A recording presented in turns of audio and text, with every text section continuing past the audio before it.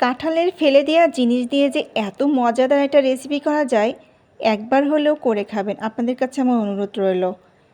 এটা খেতে একেবারে চিকেনের স্বাদে কিন্তু অতুলনীয়। আমার বাসায় তো সবাই পছন্দ করেছে, আর বারবার এই রেসিপিটা তৈরি করার জন্য অনুরোধ করছে ছেলেরা। আসসালামু আলাইকুম বন্ধুরা, কেমন আছেন সবাই? আমি আপনাদের সাথে নিয়ে আসছি নতুন একটা রেসিপি, আর রেসিপিটা সম্পূর্ণ আমার নিজের রেসিপি। এই যে দেখেন কত সুন্দর একটা রেসিপি, আর দেখতে মনে হচ্ছে একদম চিকেন বল।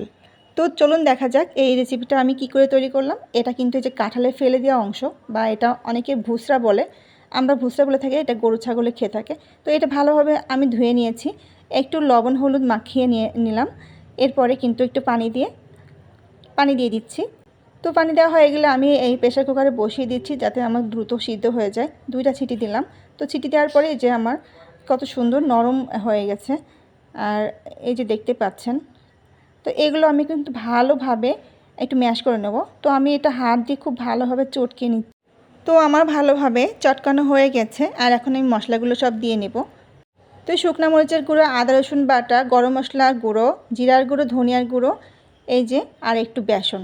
তো আমি সবগুলো মশলা একসাথে সুন্দরভাবে মাখিয়ে নিলাম। এরপরে সেই ভুসরা, যেটা কাঁঠালের ফেলে দেওয়া জিনিস, সেটা একসাথে খুব ভালোভাবে মিক্সড করে নিলাম, যাতে মশলাগুলো খুব ভিতরে ঢুকে যায়। এখন আমি এই পর্যায়ে বেসন দিয়ে দেবো। এখানে আপনার বেসনের পরিবর্তে আলুও দিতে পারবেন, আলু দিলেও অনেক টেস্ট হবে, অনেক মজা হবে। তো আমি ভালোভাবে বেসনের সাথে সেই বাটা মশলা আর এই যে ফেলে দেওয়া জিনিস ভুসরা, ওটা ভালোভাবে চটকে নিলাম। এরপরে একটু লবণ দিয়ে দিলাম, আমার মনে হচ্ছিলো লবণ একটু কম। এরপরে কিন্তু আমি এই যে গোল গোল বলের শেপ করে নিচ্ছি। এরপরে আমি এই যে বলের শেপগুলো সব করা হয়ে গেছে। এই পর্যায়ে কিন্তু আমি একটা ডিম ফাটিয়ে রেখেছিলাম, সেই ডিমটা সুন্দর করে সমস্ত বলের সাথে আমি ভালোভাবে মাখিয়ে নেব, যাতে সবগুলো বলের সাথে ডিমগুলো লাগে। তো এরপর কিন্তু আমি একটা আটা নিয়ে নিয়েছি, আটার সাথে আমি কোট করে নিব এই বলগুলো। আর এই বলটা আটার সাথে কোট করে নিলে কিন্তু উপরে একটা খুব ভালো শক্ত একটা আবরণ হবে, যেটা খেতে ভালো লাগবে। আর এই রেসিপিটা যে এতটা মজাদার, একবার হলেও করে খাবেন, একেবারে চিকেনের স্বাদ পাবেন। দেখে মনে হবে যে চিকেন বল করেছেন। তো এরকম করে আমি সবগুলো বল একসাথে কোট করে নিচ্ছি আগে, তাহলে ভাজতে আমার তাড়াতাড়ি ভাজা হয়ে যাবে, ভাজতে আমার সুবিধা হবে।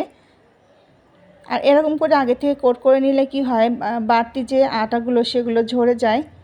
এরপরে আমি প্যানে তেল গরম করতে দিয়েছি, আর এবার কোট করা যে বলগুলো ছিল সেগুলো আমি আস্তে আস্তে সব দিয়ে দিচ্ছি।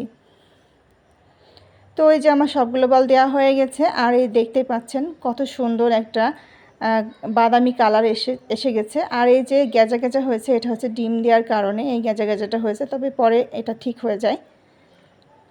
এখন আমি সবগুলো বল উল্টিয়ে পাল্টিয়ে এপাশ ওপাশ করে ভালো করে ভেজে নিলাম।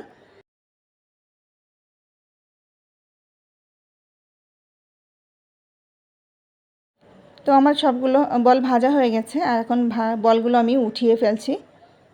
তো দেখুন কত সুন্দর আমি বল বানিয়ে ফেলেছি। এটা কিন্তু কাঁঠালের সেই ফেলে দেওয়া অংশ দিয়েই বানানো, আর দেখে মনে হচ্ছে কিন্তু চিকেন বল, আর খেতে কিন্তু অনেক মজা হয়েছে, অনেক মজা। তো আপনাদের কাছে আমার অনুরোধ রইলো, আপনার একবার হলেও আমার মতন করে এরকম করে রেসিপি একবার হলেও করে খাবেন, দেখবেন কতটা মজা। তো আজকের রেসিপিটা কেমন লাগলো অবশ্যই কমেন্টস করবেন। সবাই ভালো থাকবেন, সুস্থ থাকবেন। আল্লাহ হাফেজ।